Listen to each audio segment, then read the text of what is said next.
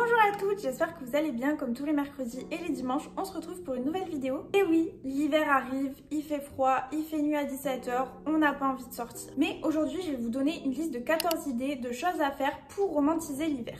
C'est vrai que moi j'aime bien romantiser ma vie, essayer de vivre un peu comme dans Pinterest. Voilà, je suis trop fan de Pinterest. Donc si je peux faire genre que je vis la même vie que dans Pinterest, ça me va. Et du coup, pour ça, quoi de mieux que romantiser toutes les saisons. J'avais fait une vidéo sur ce sujet pour l'automne et je me suis dit pourquoi pas refaire pour l'hiver. Si vous entendez grave du bruit, c'est qu'il y a des travaux en bas de chez moi, donc j'espère que c'est pas hyper dérangeant pour vous. Avant de commencer, n'hésitez pas à vous abonner et sur ce, c'est parti. Ma première idée, ça va être de faire une bucket list. Comme pour ma vidéo de l'automne, je vous avais parlé d'une bucket list pour l'automne, bien là pourquoi pas faire pareil pour cet hiver. Qu'est-ce que c'est ? C'est une liste d'activités ou de choses que vous voulez faire pendant l'hiver, que ce soit des événements auxquels assister, comme je disais, des activités, ou que ce soit des objectifs que vous fixez pour la saison. Le but, c'est vraiment vous donner des idées de choses à faire. Vous avez des bucket lists qui sont déjà créées sur Pinterest pour vous inspirer. Par exemple, celle-ci, elle est un peu plus axée sur Noël, mais vous voyez, vous pouvez reprendre des idées de cette liste. Par exemple, faire une playlist un peu pour l'hiver, un peu mood relaxant, chill, vous voyez, cosy vraiment. Et par exemple, dans la deuxième bucket list là que je vous ai trouvée sur Pinterest, il y a aller faire du patin, il y a aussi développer un peu ses hobbies. Donc ça, c'est vrai que c'est pas mal durant l'hiver. Du coup, là, je vous en ai mis qui étaient vraiment déjà faites, mais vous pouvez très bien vous en inspirer et faire vraiment votre propre liste personnalisée. C'est encore mieux. Ma deuxième idée, ça va être de faire vraiment un mood board. Donc là, ça rejoint un peu votre bucket list parce que, par exemple, si vous avez mis dans votre bucket list « Je veux aller à la patinoire », vous pouvez très bien mettre dans votre mood board une image de quelqu'un qui est à la patinoire ou quelqu'un qui fait du patin à glace. Vous voyez le délire. Donc vous pouvez faire votre mood board que ce soit sur Canva, mais vous pouvez aussi très bien imprimer des images sur Pinterest ou peu importe et faire votre mood board en physique. Donc voilà, vous faites des collages avec les photos que vous avez imprimées, tout ça. Ça peut être une très bonne activité, un très bon hobby aussi. Et le but ici, ça va être vraiment visualiser comment on veut que son hiver se déroule. Est-ce qu'on veut un hiver où on fait beaucoup d'activités ? Est-ce qu'on veut un hiver où par exemple on va faire du ski? Est-ce qu'on veut un hiver où on est plutôt cosy chez soi, faire des soirées chill, etc. Moi j'en ai fait un, donc je vous mets un exemple juste ici de à quoi ressemble mon mood board. Et comme vous pouvez le voir, moi c'est un mood board où vraiment le maître mot, c'est être cosy, mais aussi prendre soin de moi. Mais comme pour la bucket list, c'est à vous d'adapter en fonction de ce qui vous intéresse. Par exemple, vous voyez, là j'ai un tableau dédié sur Pinterest. Donc si vous n'avez pas forcément envie de faire de collage et tout, vous pouvez juste enregistrer des photos sur Pinterest que vous trouvez inspirantes ou que vous vous dites « Ah, j'aimerais bien recréer ça cet hiver ». Par exemple, vous voyez, en ce moment, on voit beaucoup de personnes qui font un stand à chocolat chaud chez eux, comme il y a eu un stand un peu café, vous voyez, pour faire barista. Bon, ben, si vous voulez recréer ça, par exemple, chez vous, vous pouvez très bien trouver plein d'images comme ça sur Pinterest et vous en inspirer, voir un peu comment les personnes organisent leur bar à chocolat chaud et vous pouvez très bien refaire pareil chez vous. Ma troisième idée et plutôt conseil, ça va être vraiment favoriser les lumières un peu d'ambiance, les lumières cosy, les bougies, toutes les choses un peu lumière tamisée, vous voyez. On le sait, la période de l'hiver, c'est la période où il fait nuit hyper tôt, souvent vers 17 h. Ça peut être déprimant. Et du coup, ma solution pour un peu contrer cet effet déprimant, c'est favoriser plutôt les lumières qui sont cosy, pas les grosses lumières blanches agressives, vous voyez, plutôt des lumières avec des ampoules tamisées, donc qui tirent plutôt dans les tons chauds. Vous avez des ampoules comme ça à Ikea qui sont très bien. Et en fait, le but, c'est vraiment rendre l'atmosphère chez vous plus cosy, plus cocooning, plus on a envie de rester chez nous, emmitouflé sous un plaid, vous voyez. Et du coup, ça peut être aussi bien d'allumer des bougies si vous en avez chez vous. Encore mieux si c'est des bougies qui sont un peu dans l'odeur hivernale, donc que ce soit du bois de sapin, que ce soit une odeur un peu de cookies, que ce soit un peu une odeur de pain d'épices, vous voyez ce genre d'odeur. Donc là, vous êtes au maximum dans l'ambiance. Alors là, on peut pas faire mieux. Mon quatrième conseil, ça va être soyez cosy chez vous. Donc là, ce que j'entends par là, c'est vraiment avoir des pyjamas et des vêtements d'intérieur jolis et confortables. Oui, c'est l'hiver, on reste beaucoup chez nous et donc je trouve que c'est quand même bien d'avoir des vêtements, même quand on reste chez nous, dans lesquels on se sent bien, dans lesquels on a confiance en nous. Vous avez de très beaux ensembles un peu qui font vêtements d'intérieur à Bershka et à Pull&Bear. Je vous mets des photos sur le côté et je vous mets les liens en barre de description si ça vous intéresse. Portez des choses évidemment dans lesquelles vous êtes confortable, hein. Ne portez pas des vêtements d'intérieur juste parce qu'ils sont jolis et c'est hyper inconfortable pour vous et vous devez garder ça de 8h à 17h et après le soir mettre un pyjama qui est encore plus inconfortable. Non. Donc pour les pyjamas, je pense notamment à Victoria's Secret et H&M qui font des super beaux pyjamas hyper confortables. Et aussi un truc tout bête, mais moi par exemple je me suis acheté des nouveaux chaussons et je vous jure ça m'a rendu trop heureuse d'avoir des chaussons confortables, cute, qui me tiennent chaud. Donc voilà, si jamais, n'hésitez pas à avoir une petite paire de chaussons aussi qui est mignonne, qui est cute pour marcher chez vous, c'est toujours plus agréable. En 5e conseil, c'est vraiment adopter la garde-robe d'hiver. Pour rejoindre mon point juste avant, pour moi profiter de l'hiver, c'est aussi profiter de ce que l'hiver a à nous offrir en termes de mode et des idées de tenue qui s'offrent à nous. Moi je sais personnellement que quand j'aime ma tenue, eh ben je me sens bien. Alors vous pouvez très bien me dire, mais Julie, il fait froid dehors, j'ai la flemme de m'habiller, je comprends. Ok, je comprends, pareil, je suis dans le même état d'esprit que vous 90% du temps. Mais vous pouvez très bien avoir des tenues qui sont super cute et qui vous tiennent chaud. Par exemple, vous pouvez très bien mettre un petit jean, un petit top sympa, un gros manteau d'hiver, une doudoune, peu importe, et vous avez une tenue super sympa qui vous tient chaud et vous n'êtes pas trop pris la tête, mais en même temps vous êtes quand même cute. Mon conseil aussi sur ce point, c'est créez-vous un mood board mais version tenue, donc vraiment fashion quoi, mais pour l'hiver, que ce soit avec des idées de manteaux qui vous plaisent, que ce soit des tenues avec des pulls, que ce soit des tenues même avec des accessoires. Jouez à fond la carte des accessoires d'hiver, donc que ce soit les bonnets, les cache-oreilles, les chapeaux, les gants, les écharpes. Et comme je vous ai parlé dans ma dernière vidéo des tendances de l'hiver, n'hésitez pas aussi à adopter certaines tendances qui pourraient vous intéresser pour vraiment rentrer dans ce côté garde-robe. Amusez-vous, le but de la mode c'est ça à la base, c'est de s'amuser et montrer sa personnalité. Donc faites ça même en hiver. Et puis pourquoi pas, faites-vous un petit photoshoot si vous aimez votre tenue. Dans un petit mood un peu hivernal, par exemple au marché de Noël, et vous aimez grave votre tenue, et ben faites-vous un photoshoot là-bas. Qui va vous empêcher même? Et quoi de mieux pour romantiser l'hiver? Et en plus, vous allez pouvoir bien alimenter votre Insta si vous faites des photoshoots. Mon 6e conseil, ça va être vraiment de cuisiner des plats qui sont réconfortants. Quoi de mieux que des plats réconfortants pour se réchauffer l'hiver? C'est la période des raclettes, des tartiflettes, des soupes. Alors ok, c'est pas du tout les plats les plus diètes, je vous l'accorde, mais tout est une question d'équilibre. N'oubliez pas, si vous avez bien mangé toute la journée et que le soir vous faites plaisir avec une raclette, et ben let's go, c'est parti. Parce que qui n'aime pas le fromage ici? C'est le moment de se cuisiner des petites soupes de A à Z. Moi, j'ai toujours pas fait. J'ai dit que je ferais cet automne. Je n'ai toujours pas fait ma soupe. Parce que la dernière fois que j'ai voulu faire une soupe, mes tomates, elles étaient moisies. Tout ce que vous voulez, du moment que c'est un plat chaud réconfortant, vous voyez, qui vous fait du bien au cœur. Et au moral surtout.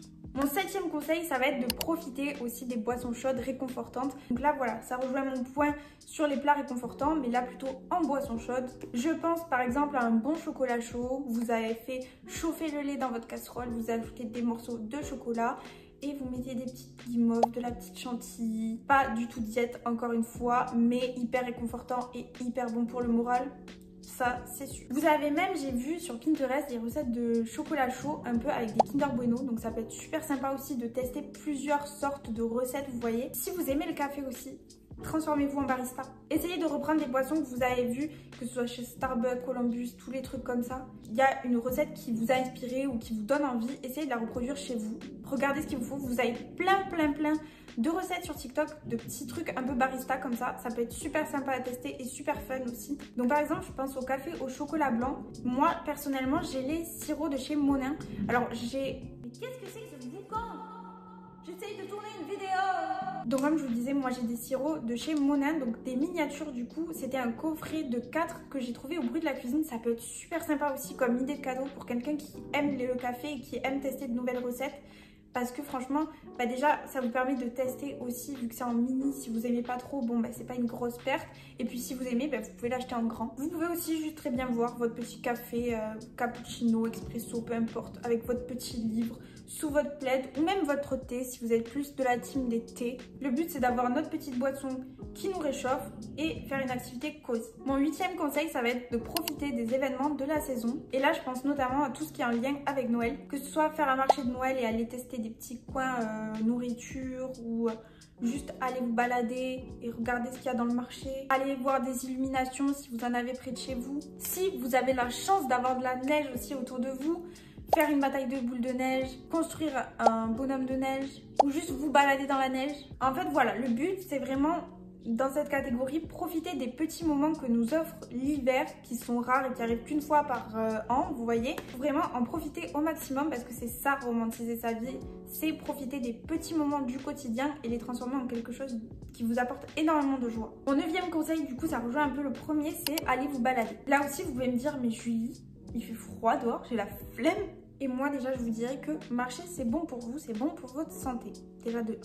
De 2, prendre l'air aussi, c'est très bon pour vous, surtout si vous avez tendance à rester enfermé, par exemple, avec votre travail ou quoi. C'est bon de prendre l'air assez régulièrement, le plus souvent possible. Et surtout, le temps change en hiver. Chaque saison, elle transforme un peu la nature. Et je trouve que se balader pendant les saisons, au fur et à mesure des saisons, vous voyez la nature qui change et je trouve que c'est beau. Évidemment, vous n'êtes pas obligé de marcher 3 heures, faire 40 000 pas, pas du tout.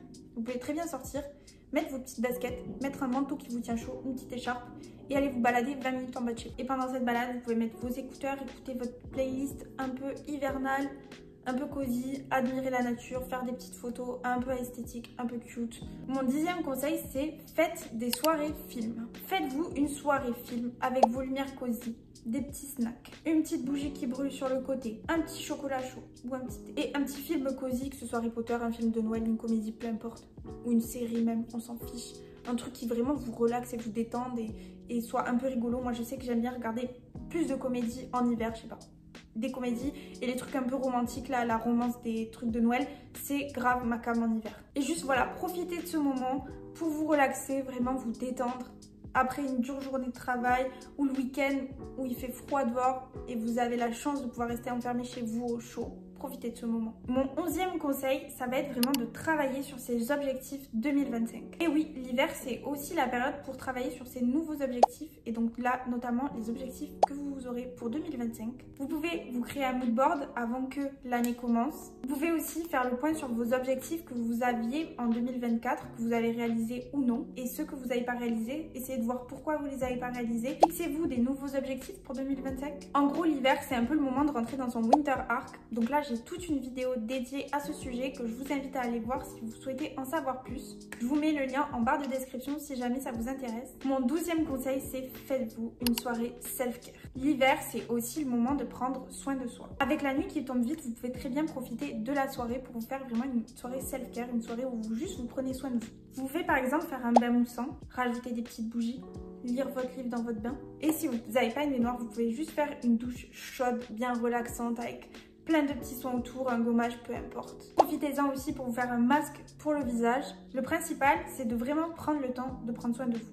Et de prendre ce temps du coup pour vous relaxer. Parce que c'est vrai que l'hiver, on a tendance à prendre un peu moins soin de nous. Et pourtant, ça devrait être l'inverse. Parce que c'est souvent en hiver que notre peau, elle devient plus terne, plus sèche. Nos cheveux, ils deviennent plus ternes aussi, plus secs. Et du coup, c'est d'autant plus important dans cette période de l'année d'en prendre soin et de leur faire des soins. Puis personnellement, comme je vous disais dans ma vidéo comment prendre soin de soi, c'est important pour moi de prendre soin de mon apparence.